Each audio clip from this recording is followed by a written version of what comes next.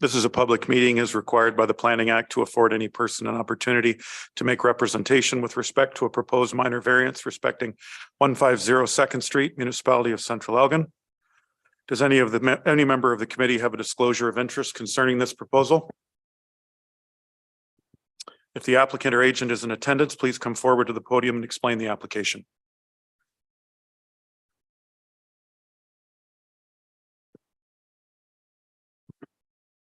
I'm sorry, Susie, someone coming on? Okay, thank you. If the applicant or agent is listening on your computer, tablet, or smartphone, please click the raise hand icon.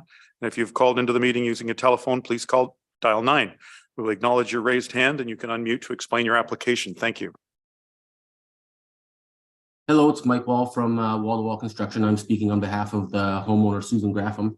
And we are looking just to add a bedroom and a small 4-season room on the side of an existing cottage down in Port Stanley in order to be able to accommodate a guest at the cottage for staying at the cottage. Thank you. Questions or comments from council? Seeing none. What method of notice and when was notice given to the public for this meeting? Mr. Chair, as per requirements of the Planning Act, notice was mailed by regular post to every owner of land within 60 meters of the subject land and applicable agencies on March 15th, 2023. Notice was physically posted to the property by municipal staff, and notice was also posted to the municipal website and displayed in the weekly CE Buzz advertisements. Thank you. Have you received any written submissions on the proposal, please? Mr. Chair, no correspondence was received. Before opening the meeting to questions from the public, I ask that all participants be respectful. Those choosing to be disrespectful will be removed from the meeting. If you're attending in person, please come forward to the podium and state your name, or if you're listening on the computer, tablet, or smartphone, please click the raise hand icon. If you've called into the meeting using telephone, please dial 9. Ms. Cardozo, is there anyone attending via Zoom that wishes to speak further? Mayor Sloan, there are none. Does any member of council have any questions? Does any member of the public have any further questions? Seeing none, everyone has been given a fair opportunity to be heard. Is the committee prepared to make a decision or reserve its decision? I think we can make a decision. That's fair. If I can call the vote, please. Okay. All those in favor? Opposed? Ms. Wilson, please. I'm sorry, Mayor Sloan. I've just noted that Councillor Graham has her video off, so we should do a recorded vote because we can't see how she's voting or if she's in favor or not. Very good. Thank you very much. If I could call the vote, please. Councillor Graham? Yes. Councillor Yes. Halpern? Councillor Watson? Councillor Connors? Yes. Councillor Bogman? Yes. Deputy Mayor Noble? Yes. Mayor Sloan? Yes.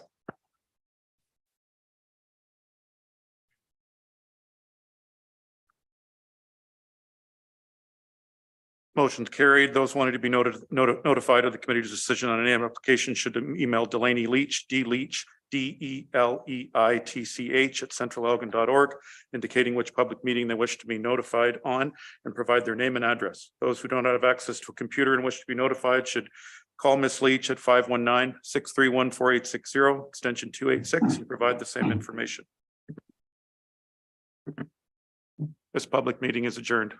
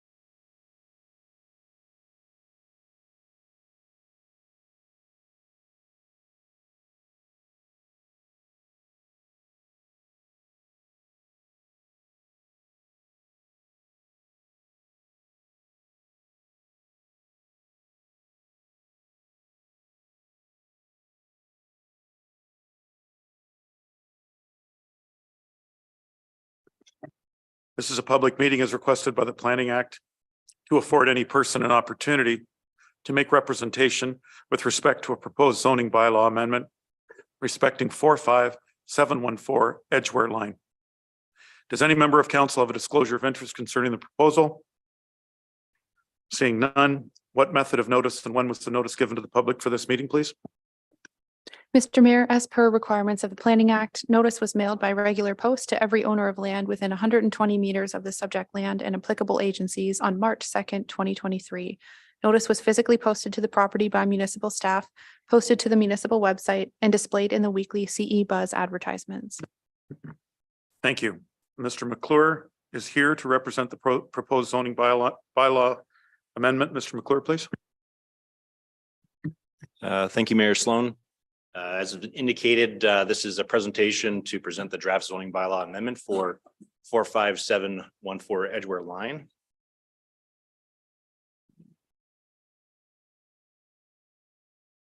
Get technology to work, it'd be good. Next slide.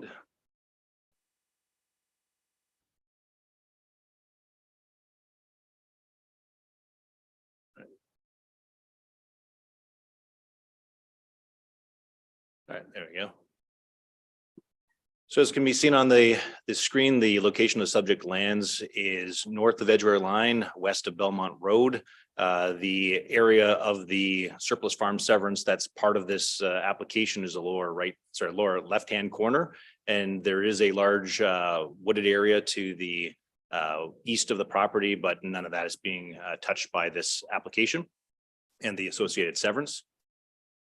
So as is indicated, it's rezoning as a condition of a surplus farm severance application. The lands to be severed is a 0.5 hectare lot, 1.4 acres in size in that lower left-hand corner. And as is a requirement by the province and through our own policies as well, there's a prohibition of a dwelling on the retained lands to ensure that there's no more, future severances. So part one of the amendment, this area of the, in the Yarmouth bylaw doesn't actually have a map part because no amendments have been made to this area. So the first section is actually introducing a new map part, being map part 83 to schedule on Schedule A of this bylaw amendment. And then part two of the amendment is introducing Schedule B to the bylaw, which is that map part 83. And then part three designates the area on Schedule B in heavy solid lines as OS 1-227. So as you can see at the left-hand side of the screen is a new index map that's introduced to the first section of that bylaw to introduce map part 83. And then on the right-hand side is the new map part with the area highlighted in heavy solid lines as that OS 1-227. So that's going to be the area subject to the no dwelling provision. And then in the lower left-hand corner, that OS 1-228 that we've spoken to will be the area of the different designation for the surplus farm severance. So part four of the amendment introduces a new section to the OS 1 zone being 8.2.2.27.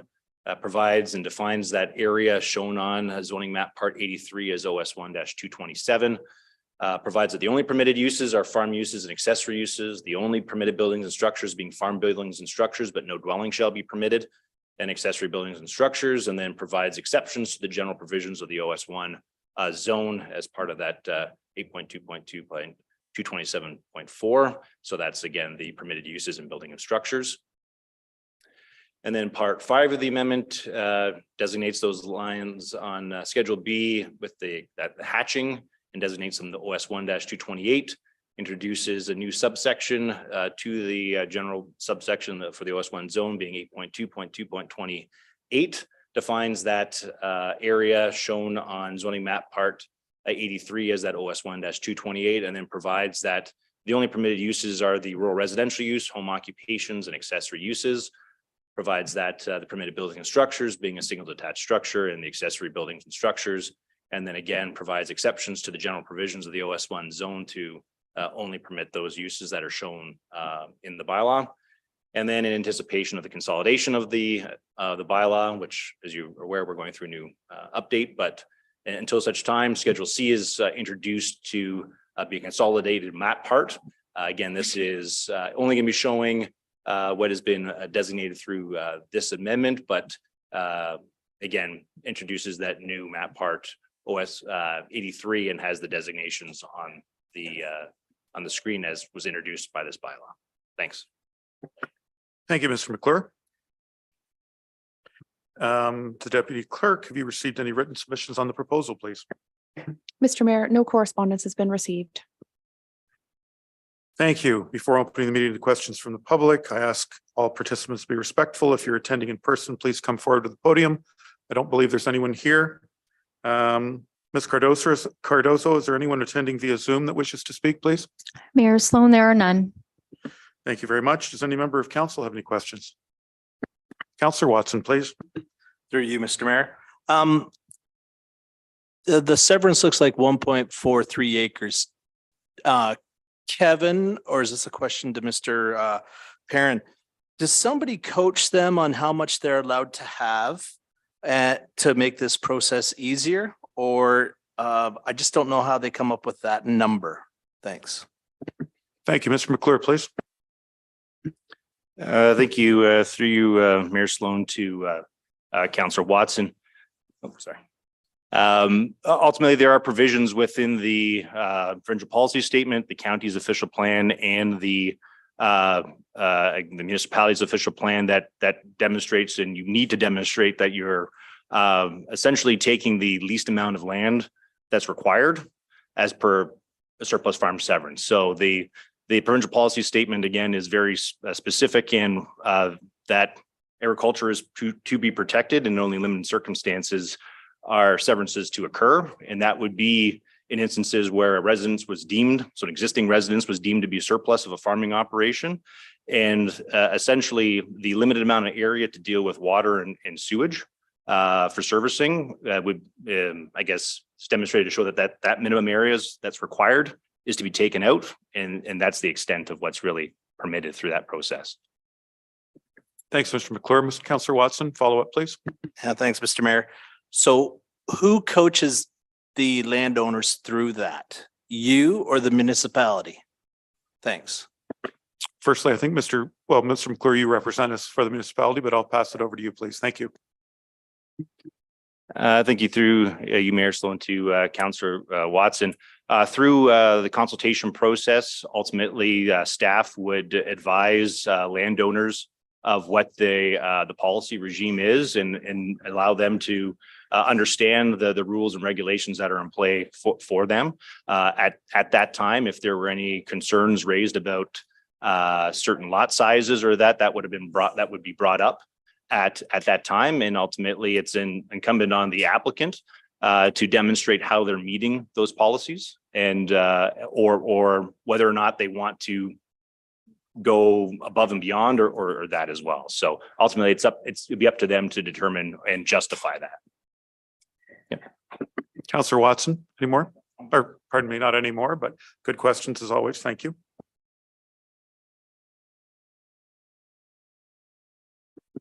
Does any member of council have any other questions? Any member of the public have any questions, please? Mayor Cardozo. Sloan, we do have the agent with her hand up. Okay, thank you.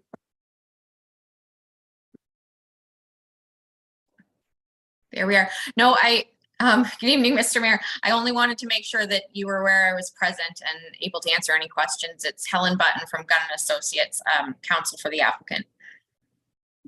Thank you, Ms. Button. I think we're okay. I think we've got, the council have any questions? Public doesn't have any questions.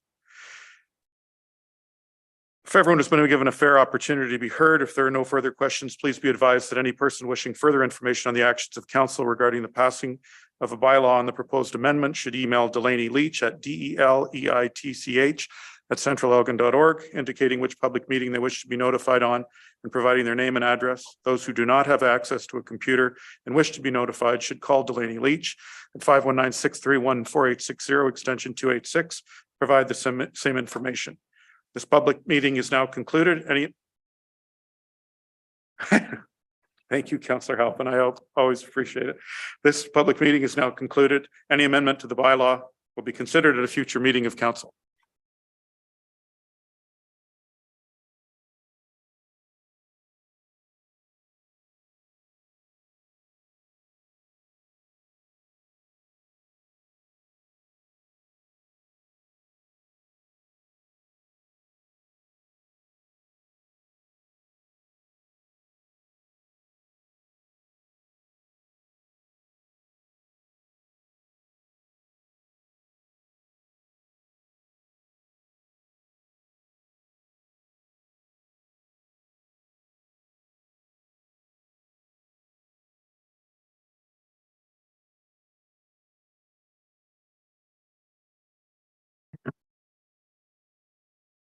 This is a public meeting as required by the Planning Act to afford any person an opportunity to make representation with respect to a proposed zoning bylaw amendment respecting 45255 Sparta Line.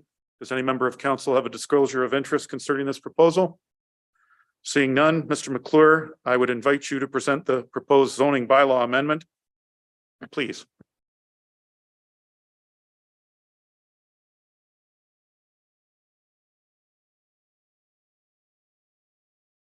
Yeah. 45255 Sparta Line. As can be seen on the screen, the location of the property is south of Sparta Line. It's actually just a little west of Sparta and the racetrack there. You can kind of see in the one side of the screen. Again, this is a rezoning as a condition of a surplus farm severance application. Kind of following up on some of the questions that were brought forward at the I guess the last public meeting. The proposed severance here is 0.81 hectares or 2 acres. In this instance, the requirement for the size of the lot, and as you'll see a little bit better in the map parts that precede this presentation, is that the location of the building is actually quite a bit further down. So a lot of that land is taken in by the driveway access that's provided to get down to the lot itself off of Sparta. But it's similar to the previous application. There's a prohibition that's part of this on the retained lands that prohibits the new dwelling being constructed. So part one of the amendment introduces Schedule A to the bylaw, being map part 76A, and then part 2 of the amendment on Schedule A designates the lands in heavy solid lines as OS 1-229. So as can see, as seen on the screen, the larger area is the retained farmland that'll be subject to the OS 1-229 zone, with the OS 1-230, which being that smaller kind of keyhole shaped, yeah, I guess mark at the top of the screen there. So part 2 of the amendment introduces a new subsection to the OS 1 section of the plan of the zoning bylaw, being 8.2.2.29. Again, defines the area shown on zoning map part 76A as OS 1-229. Provides that the only permitted uses being a farm use and accessory uses, the only permitted buildings and structures being farm buildings and structures, but no dwelling shall be permitted, and accessory buildings and structures. And then again, general provisions or exceptions to the general provisions of the OS 1 zone, just to allow those or recognize that those are the only permitted uses. Part 4 of the amendment being designating those areas shown in hatched lines on Schedule A as OS 1-220. Again, a new subsection being added to the Yarmouth bylaw, being 8.2.2 by 230. Defining that area shown on zoning map part 76A as that OS 1-230. Providing that the only permitted uses being a rural residential use, home occupations and accessory uses.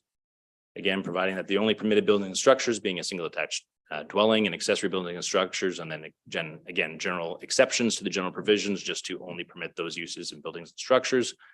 And then part 6 of the amendment introduces Schedule B to this bylaw amendment, being that the eventual consolidation of all the amendments that occur to that map part are shown on this new zoning map 76, which is shown on the screen here.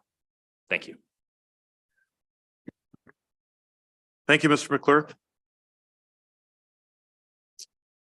Have we received any, have we received any written submissions on the proposal, please? Mr. Mayor, no correspondence was received. Ms. Cardoso, is there anyone attending via Zoom who wishes to speak, please? Mayor Sloan, there are none. I don't believe we have anyone in the chamber. Does any member of council have any questions? Does any member of the public have any further questions? Seeing none, everyone has been given a fair opportunity to be heard. If there are no further questions, please be advised that any person wishing further information on the actions of council regarding the passing of a bylaw on the proposed amendment should email Delaney Leach at DELEITCH@centralelgin.org, indicating which public meeting they wish to be notified on and providing their name and address. Those who do not have access to a computer and wish to be notified should call Delaney Leach at 519-631-4860, extension 286, providing the same information and provide the same information. This public meeting is now concluded. Any amendment to the bylaw will be considered at a future meeting of council.